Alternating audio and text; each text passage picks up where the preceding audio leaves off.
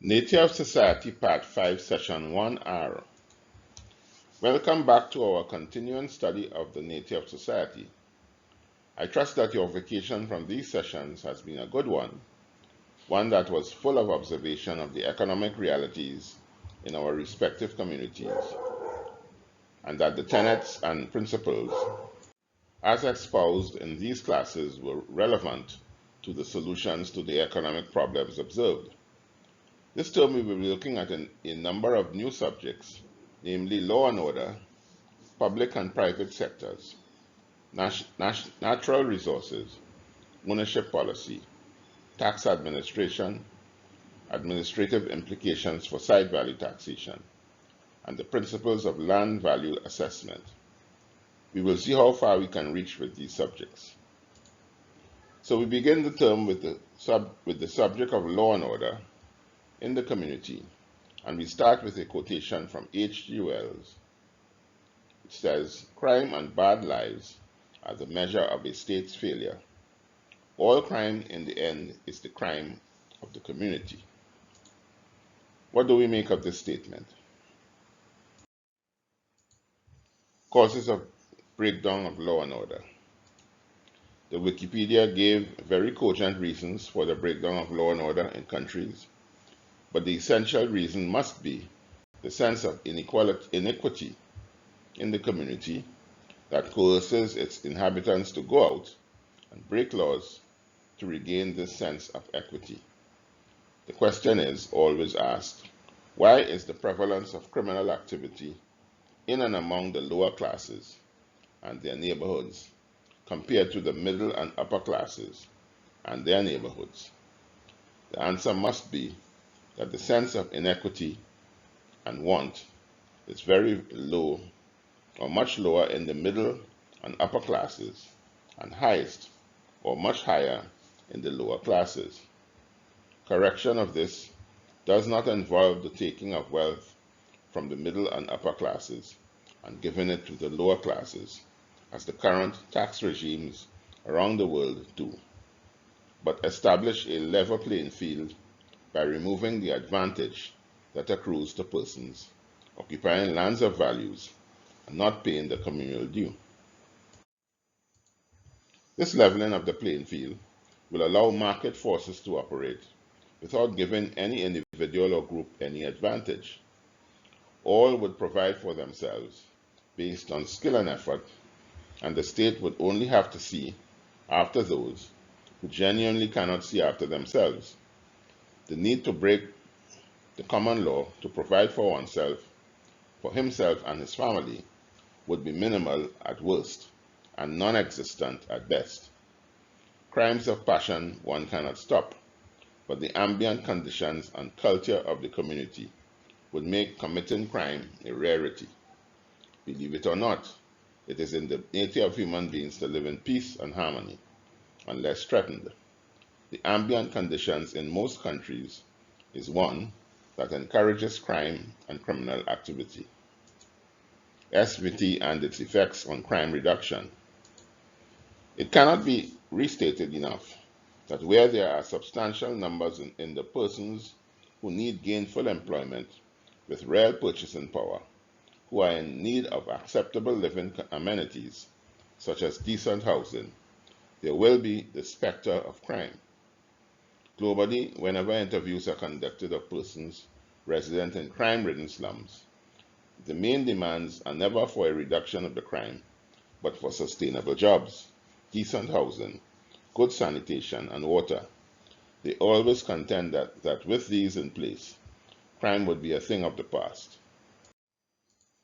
As H.G. Wells hinted at the start of this chapter, if the state fails to ensure that all in the community are adequately taken care of, you can be assured of the proliferation of crime. To accept that there must be the poor amongst us is to accept failure as a community. The belief that someone's circumstances of poverty is of his own doing is fallacious thinking. It is indeed a failure or an unseen flaw in the economic system. The sooner that this erroneous thinking is perished, the sooner the solution to the elimination of want in the community is found. An SVT regime represents the least expensive, most efficient, and shortest way that slum neighborhoods can be transformed into viable ones. Firstly, decanting of inhabitants can now be carried to sites that will now become available and affordable. Those inhabitants will now have viable employment opportunities available to them as more sites come into production. These decanted sites, many of which would have utility infrastructure in place, but just needing some refurbishment, could now be brought into the marketplace for use by members once the site value tax is met. What better way is there of a slum clearance program, where all demands of inhabitants are met and the wealth of the community grows in the process? In very short order, the slums that are adjacent to and envelop every major city in the world can be cleared and transformed. New life and vitality will be bred into them, and most importantly, the migration of persons from other parts that created the slum conditions in the first place would be a thing of the past. Employment opportunities will now be available everywhere. What have we to say about this? Does it make sense? Improvements to policing. Although crime is likely to reduce under an SVT regime, there will still be the need for policing to improve generally. Generally, in many countries, particularly developing ones, police services have been found wanting not only because of general incompetence, but also corruption, technical deficiencies, low morale, low remuneration, and below par personnel. The level of criminality has attained such sophistication and acumen that they have outwitted the police, particularly in the developing world. And a wholesale revamp of how policing is rolled out today is necessary. Police work must contend today with influences beyond its country's borders, as the narcotics trade, existing in many countries today, originate externally. This narcotics trade has spawned a viable illegal gun trade and usage amongst gangs, who are the satellite executioners of the trade in most countries. Through the inevitable turf wars that have ensued, there have been many murders and other serious crimes in these receiving countries, whose societal fabric have been very negatively impacted, all told, and there seems to be no end or improvement in sight, even over the medium to long term. The traditional goals of police law enforcement have been fourfold and geared towards: 1. Promoting communities that are secure; 2. Promoting among citizens non-criminal options; 3. Promoting justice in the communities; and 4. Restoring some balance of normalcy among victims of crime. While these goals were adequate over the millennia, the international dimension of crime and criminal activity in most countries render that these goals be updated to include international crime-fighting cooperation, surveillance, and interdiction. Most countries are either transiting or receiving countries of the narcotics, guns, human traffic, and illegal money that are transmitted from the originating countries. Police organizations all over the world have now to set up very sophisticated arrangements to counteract these trends. The modus operandi of policing traditionally can be encapsulated as: 1. Patrolling neighborhoods to deter and detect crime; 2.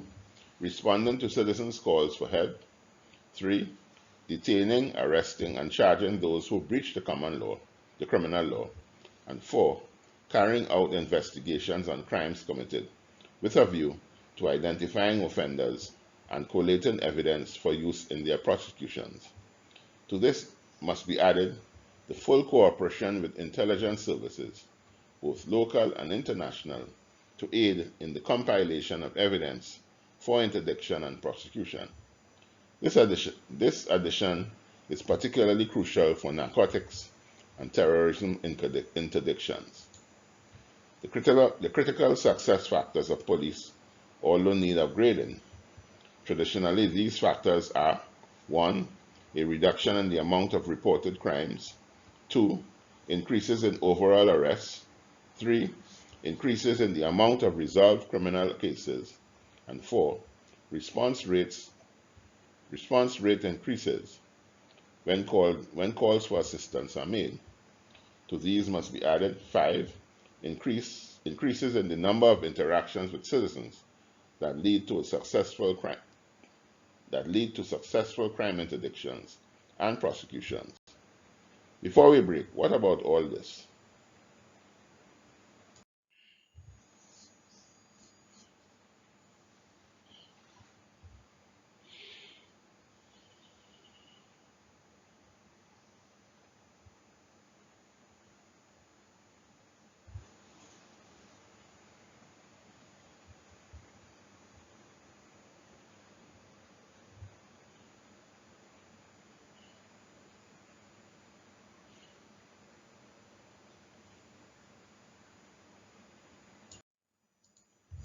Within recent times, the need to find new methods to counteract the growing crime industries in all countries have led to a need for stronger relationships with communities who harbor, not necessarily in a negative sense, the groups and individuals engaged in criminal activity.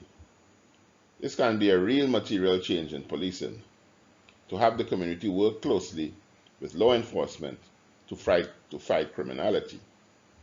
The community must be convinced that their interventions can lead to a serious reduction, if not eradication, of crime.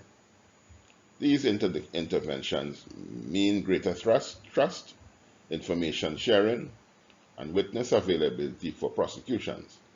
But the police must also supply the best protection for informants and witnesses and their families. The continuous audit of the personnel used as police officers is also necessary. The type of personality that would qualify to be a police officer must pass the necessary psychometric, academic, and ethical tests on a continuous basis. Too many police officers in many countries have been found to be abusive, prejudicial, or simply not of the appropriate psychological balance to serve appropriately as police officers. Many are downright corrupt and are so aligned with the criminal element that they significantly negate the good work that most carry out daily. All police services then must be subject, on an annual and biennial basis, to audits of its individual officers for psychometric and ethics testing. The need for continuing training of police officers is also turning out to be necessary as criminals and criminal activity continue to increase in sophistication. In a general sense, and this applies to police services generally, globally, the confidence of the communities in them must be improved significantly. This can make a real difference to their efforts. Confidence will only return when there are greater professionalism, greater ethical behavior, and better performance results. Use of technology. The use of modern technology such as information and communication technology, global positioning systems, GPS, deoxyribonucleic acid, DNA, identification, communication, eavesdropping, CCTV surveillance, drone surveillance, etc., have substantially enhanced police capability at detection, interdiction, and prosecution. Many police officers, particularly in the developing world, are not similarly trained or competent in the use of these technologies, so that crime-fighting capacities are deficient as a result. If crime statistics are to improve, funding and resources are to be directed at technology training as much as in any other deficient areas.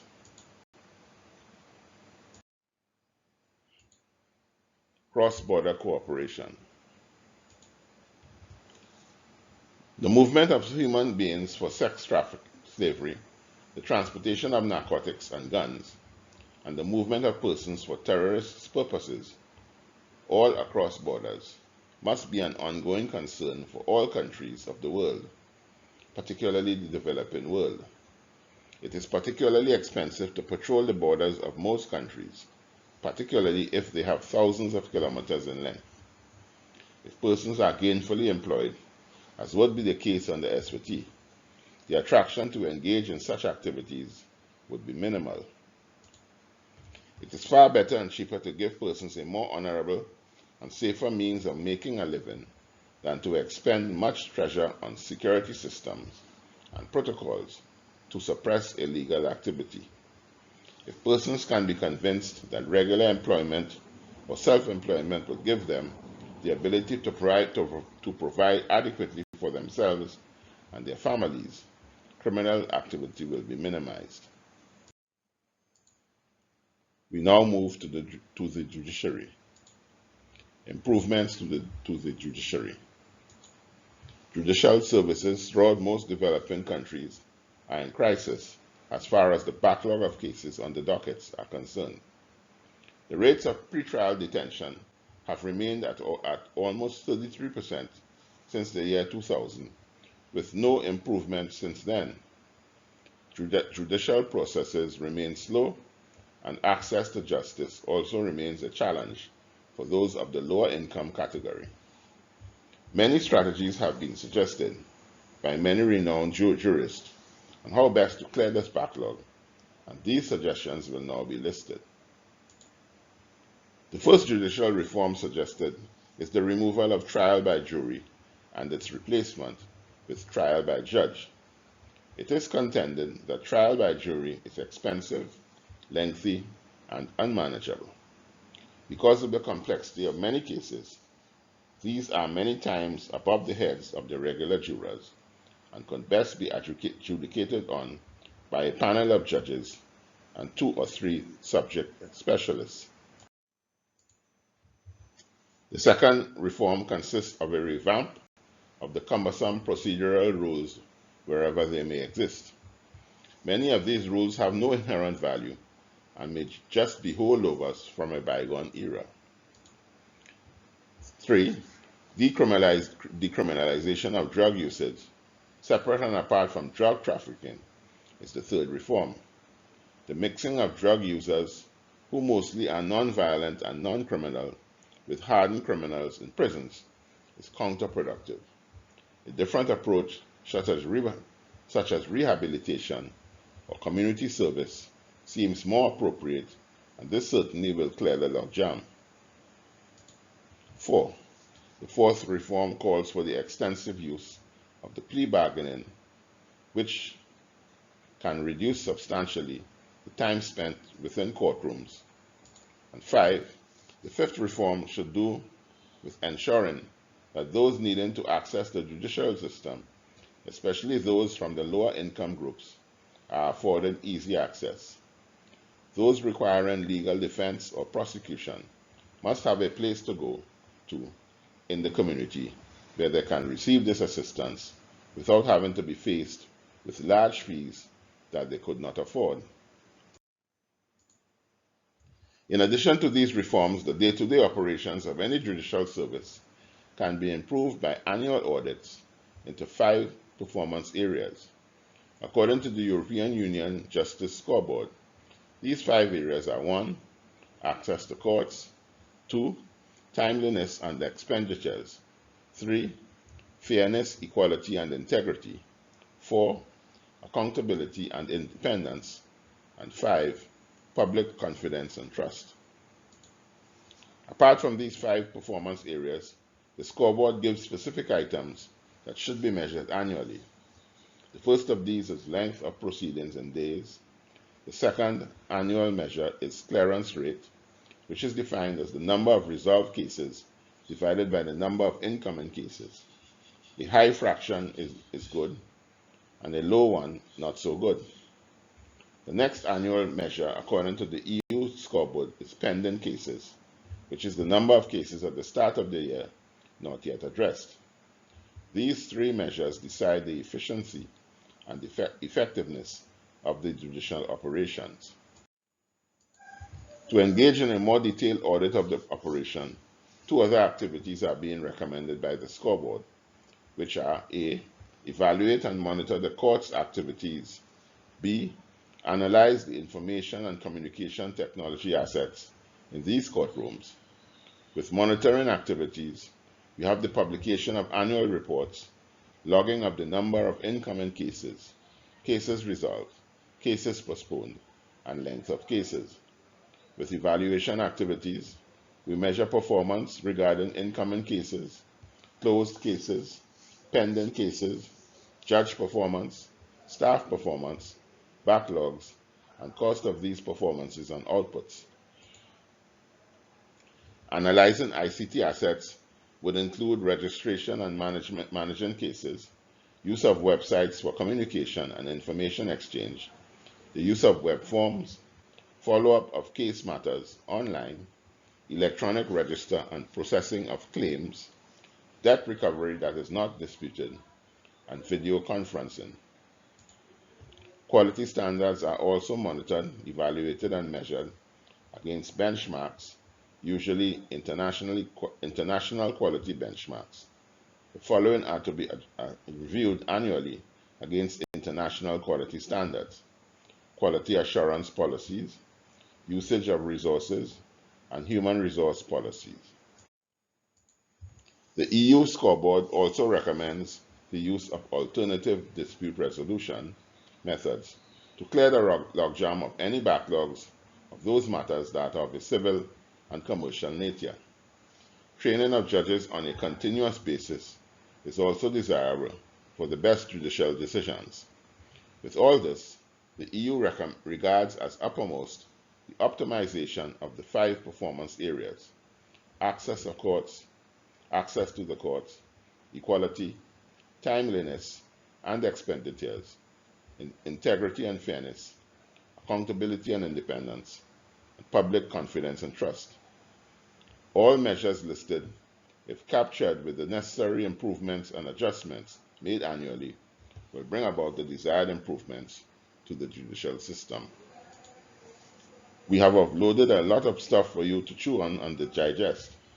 The judicial system as it is very slow in many countries, and as a result, much must be done to optimize efficiency and effectiveness to bring forward justice in the communities. What can we say about all of this? Let us now move on to the penal system. Improvements to the penal system. Prison systems, particularly throughout the developing world, are notably harsh and inhumane in many countries. Many have failed to meet even the most basic standards of upkeep and have been described in one country as appalling, wretched, repulsive, and hideous. With the prospects for employment very dim for ex-inmates, recidivism levels are particularly high, as much as 61% in one country, simply to be able to receive 3 square meals a day. To emphasize the point of wretchedness, in some of these facilities, some prisons still use the primitive pail system from the 19th century for prisoners to use for defecation, and overcrowding in small enclosed spaces is still the norm, with all the attendant sexual abuse and disease contagion. This treatment stems from the belief by the general community that prisoners have forfeited their human rights when they commit crimes and are convicted. The community sees no obligation in providing humane habitation and do not press the authorities to provide same or even reform the general approach to incarceration.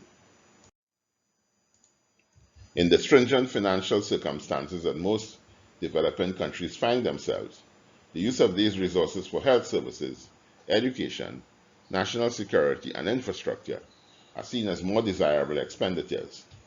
If penal reform is to take place, the negative perspective by the community must first change if there are to be movement here.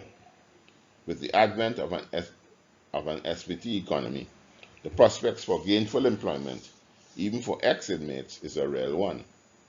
Recidivism will reduce substantially, and the pressure on the penal system will also reduce. The more civilized circumstances that SVT will bring about will change the approach in the system from punishment to rehabilitation of inmates.